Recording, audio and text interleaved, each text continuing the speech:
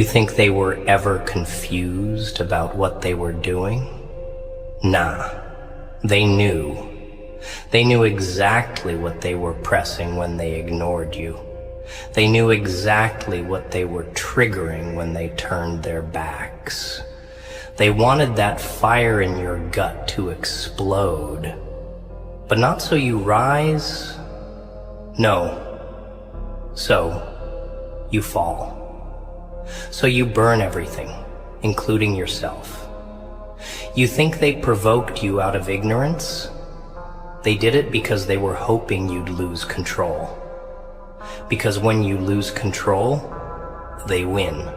They point at the ashes and say, "See? We were right. Look at him. He's unstable. He's a problem." They don't want the version of you that's calm and calculated. That scares them. That's power. They want the storm.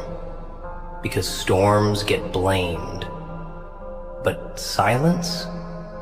Silence can't be accused.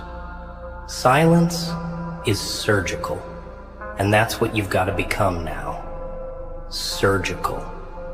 You've got to stop flinching every time someone pushes your buttons like they bought the damn panel. They wanted a reaction, then give them silence. So brutal, it echoes louder than screams. Give them indifference, so cold, it sets their world on fire. You were raised to think emotions make you human. Wrong. What makes you human is controlling them. Because a man who reacts is a man who's being used. Used like a puppet, like a wind-up toy dancing to their amusement. They say something, you explode. They pull away, you chase. They betray you, you break. That's not power, that's programming. And if you want to survive this hell with your head high and your peace intact, you better stop being predictable. They hurt you and watched closely not to see how much it stung, but to see how loud you'd scream. They tested you. Your silence was never weakness. It was your sharpest weapon. But you dropped it the moment you wanted to prove a point. Here's the truth. The point was already proven the moment you walked away without begging. But you stayed.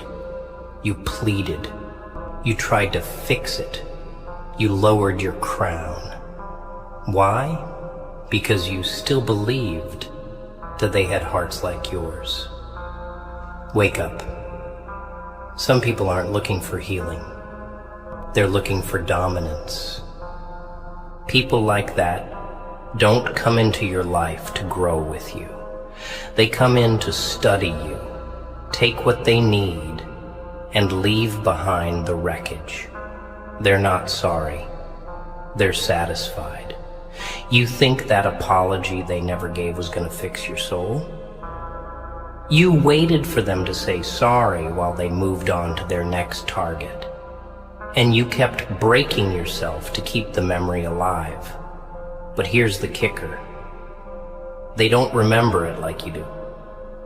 You remember nights crying. They remember nights winning. You remember loving. They remember controlling. And when they left, you thought maybe they'd realize what they lost. Nah, they already calculated your worth and found it useful at the time. You were a means to an end, not the end itself. That's the ugliest truth to swallow. You were never the goal, just the bridge, the placeholder, the until someone better. And still, you wanted a reaction from them. You wanted tears. regret, a comeback. Why? So your pain could feel validated? Let me tell you something dark, but honest. Your validation will never come from someone who benefited from your pain. You want justice from someone who built comfort on your suffering. That's like asking a thief to help you find what he stole. Number, you don't wait for them to come back. You don't want closure. You want revenge, but not the loud kind, not the violent kind.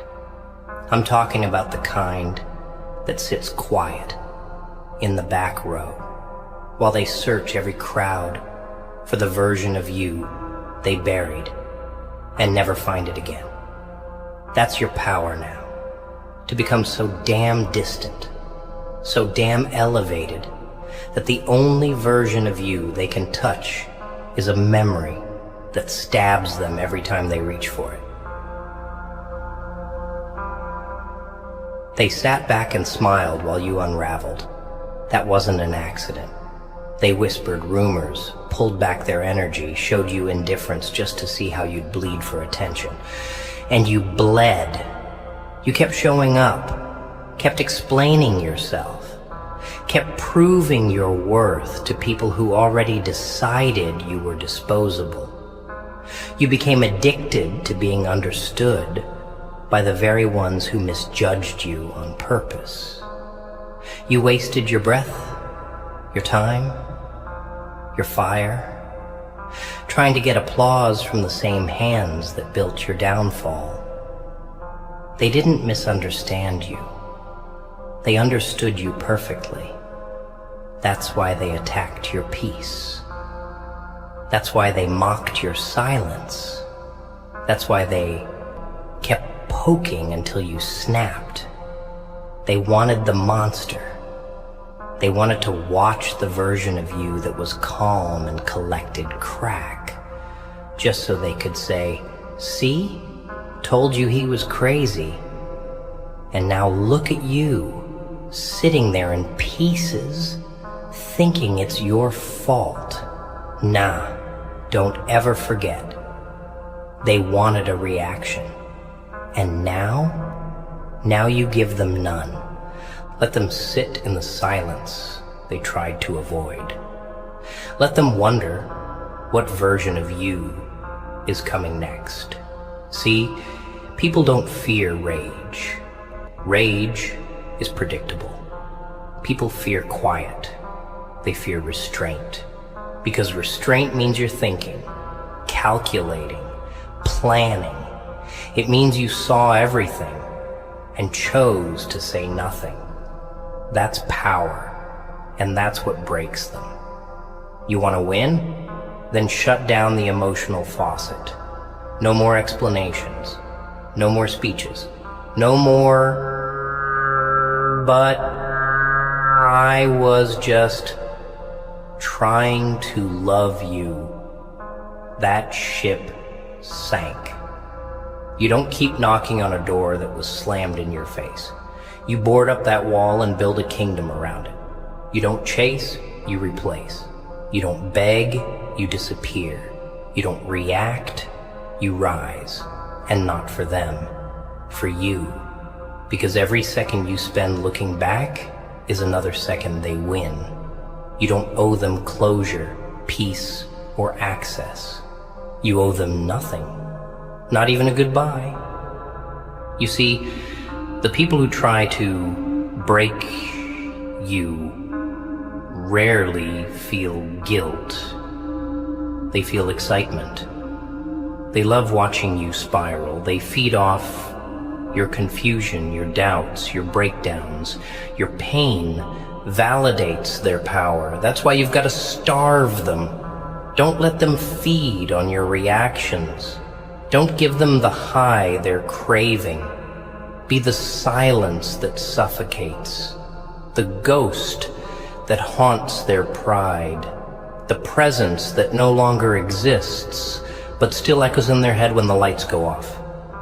You don't need to raise your voice to leave a mark. Sometimes the absence screams louder than any words ever could. And when they come crawling back, not out of love, but out of curiosity or loneliness, you don't answer. You don't entertain. You don't even hate them.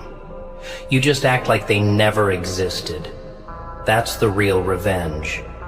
The moment they realize you're no longer the fool who gave chances like candy. You're no longer the puppet reacting on command. You're the storm that left without thunder. And they didn't even see it coming. Your heart? That's sacred ground now. Not everyone deserves a map to it. Not everyone gets to walk through it just because they ask. Because now you know, most people knock just to see if they still can. Not to come in, just to test the lock. You've got to become the lock they can't pick, the soul they can't study, the mind they can't manipulate. That version of you that used to break down at midnight, rereading messages that weren't even written with care, kill it. That version that waited on apologies from mouths that never learned to speak with respect, bury it. That version that answered every call just to feel wanted, burn it. You're not their rehab. You're not their fix.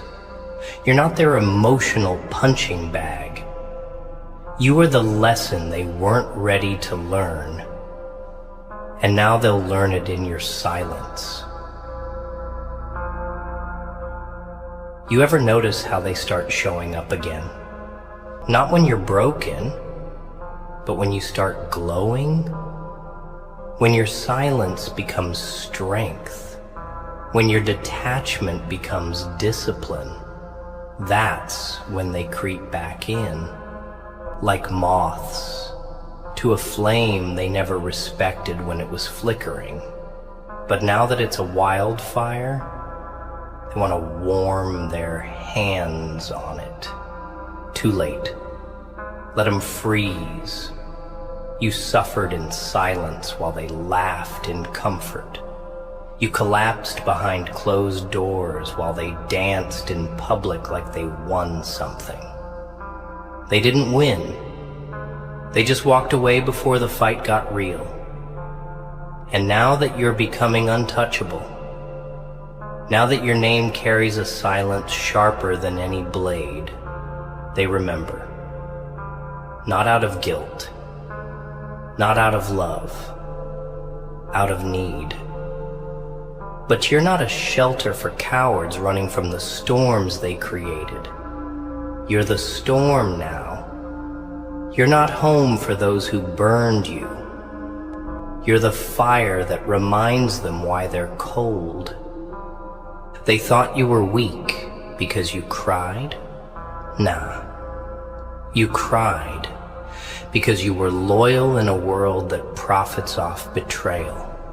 You cried because you held it down for people who were busy digging holes behind your back. You cried because you showed up when no one else did. And when it was your turn to fall, there was no one. You weren't weak. You were real. And that scared them, because people aren't used to real anymore. They're used to convenience. They're used to temporary.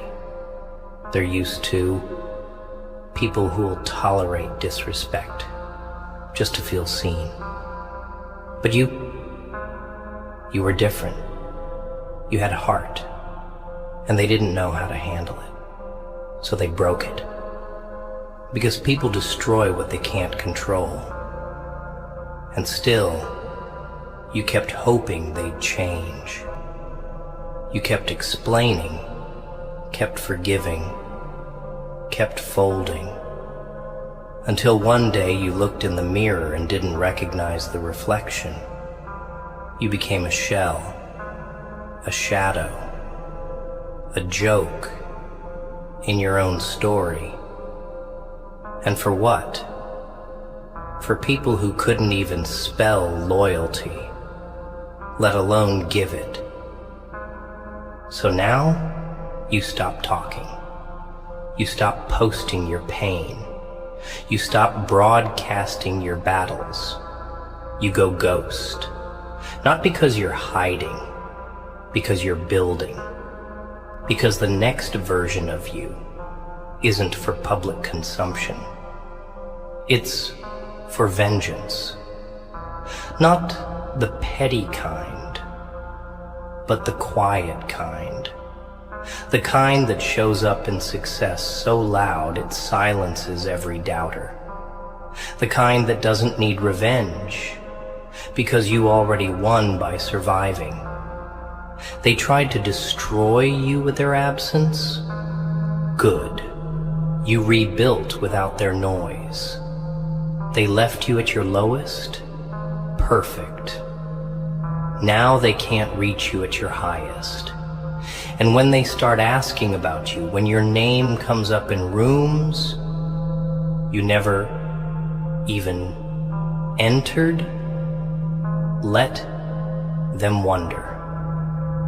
Let them taste the consequences of underestimating someone who had nothing but still chose to keep going. That's your power. That's your revenge. You don't get even, you get better. Because silence isn't weakness. It's a weapon. It's how wolves hunt. It's how kings move. It's how storms build. The loudest person in the room is usually the most afraid.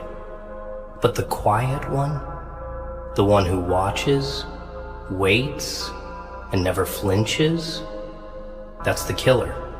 That's the one who's dangerous. And you need to become dangerous. Not to harm, but to protect. To protect your peace, your energy, your soul. Because this world, it will bleed you dry and call you dramatic for pointing out the wounds. So don't react. Don't explain. Don't try to prove anything. Let your actions be the final conversation. Let your glow be the closure. Let your success be the punchline. Because they laughed, didn't they?